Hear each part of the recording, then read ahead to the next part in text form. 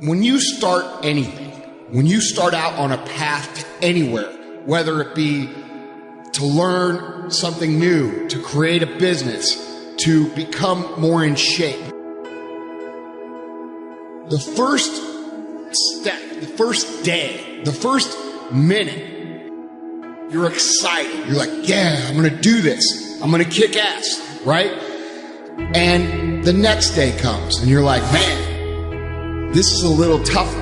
And then you take another step and another step. And maybe you get to Thursday or Friday and you're like, this is pretty hard, man. And then what happens is the enthusiasm from the beginning of the process starts to fade out. You have a lot to offer. The fact that you're still here means that your business is not through yet. People don't do what they know in life, but what they do is they operate within the context of the vision they have of themselves. No matter how big your dream is, make small, tiny steps ahead. You must change what's possible for you. You, and only you, are the subject that impacts the burning desire in your imagination. I'm talking about concrete commitment. I'm talking about the commitment that says, I am going to stay true to what I said I would do long after the mood that I've set it in has left.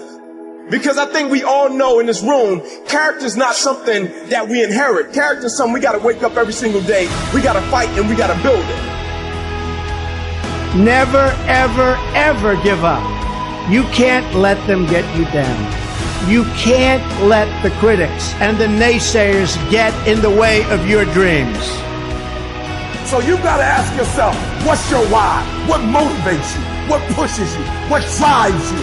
And if that thing is eternal, if nobody has to call you, if nobody has to prod you, if nobody has to reward you, if you are self-motivated and self-regulated, you can have it, you can be it, you can do it. It's necessary you take responsibility for it, that you make it happen, that you don't give up, that you don't take any objection or disappointment or defeats personally, that you keep on keeping on, that you don't decide that I can't make it because you can't see the light at the end of the tunnel. You cannot give up because it ain't what you see. You cannot give up.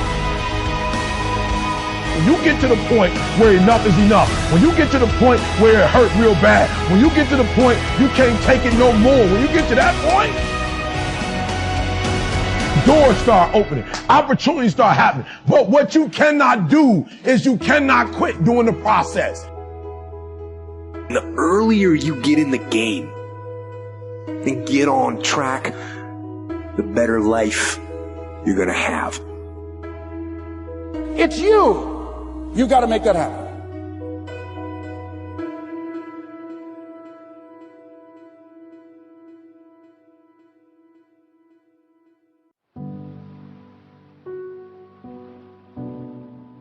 The first step before anybody else in the world believes it is you have to believe it. There's no reason to have a plan B because it distracts from plan A. I want to represent an idea. I want to represent possibilities.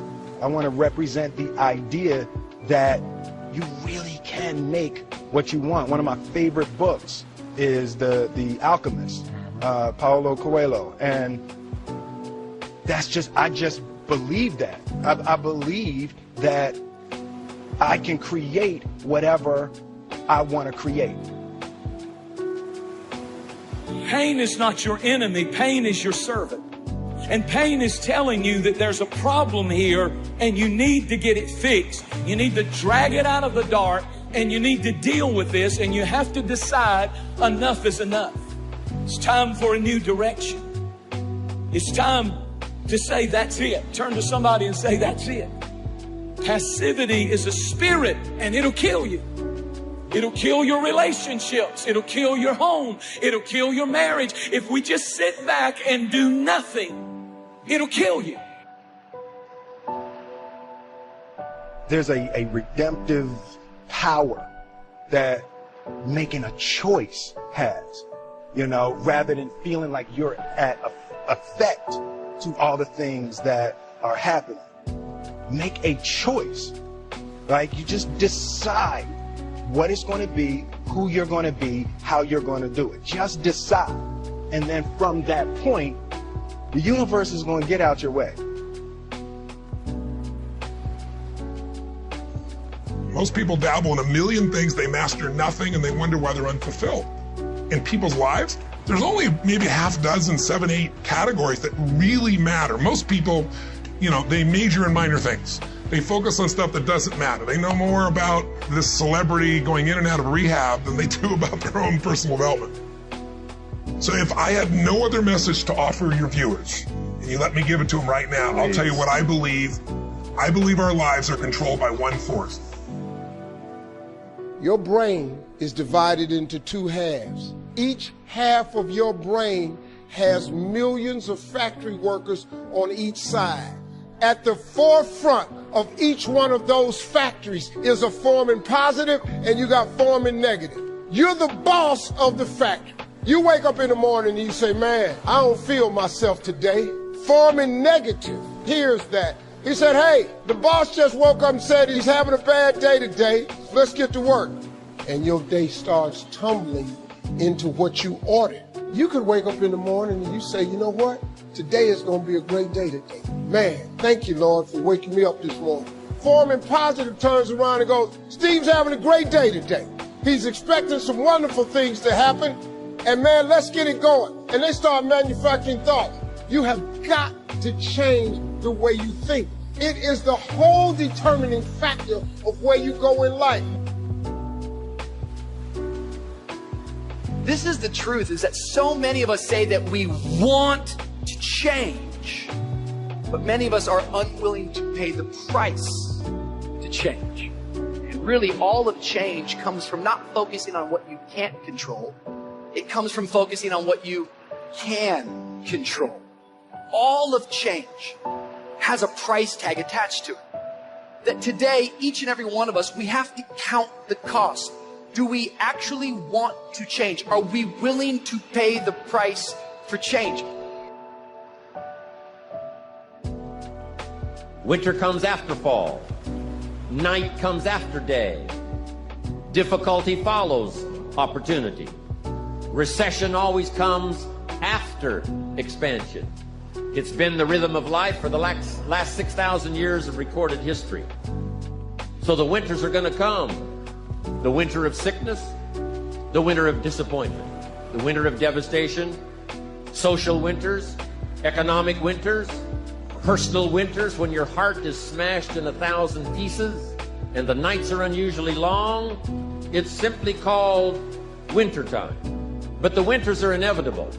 So it has been for the last 6,500 years recorded history. You say, well, Mr. Rohn, what can I do about the winters of life? The most important decision you can make above any on the face of the earth is deciding that no matter what happens in your life, no matter what happens, you're going to live in a beautiful state.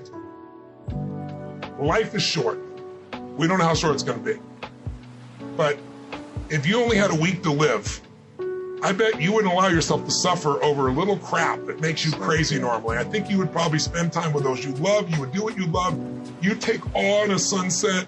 You'd smell the air. You would take in everything in those final moments that you possibly do. So my thing is, why wait? Right? Why wait? Why not just decide that if I start to suffer, I know the solution, because suffering is me obsessing about me. You might say, it's not me, I'm worried about my kids because they're not doing well. No, you're worried that you haven't done enough for your kids. It's about you still, right? Yes. You know, you're worried about what was done or what you should have done or what shouldn't have done. And you can end that in an instant by becoming aware of it and saying, I have made the most important decision of all. Right. I'm gonna live in a beautiful state. You know, there are many influences on us. One is the influence of the past. Some people are always pulled back by the past. Some people are always pulled aside by the distractions. But here's what's powerful. If you have a list of high purpose in your life, it pulls you toward the future. And the more powerful the purpose is, the stronger it pulls. And here's the other great advantage if you have purpose for the future. It pulls you through all kinds of challenges and all kinds of difficulties.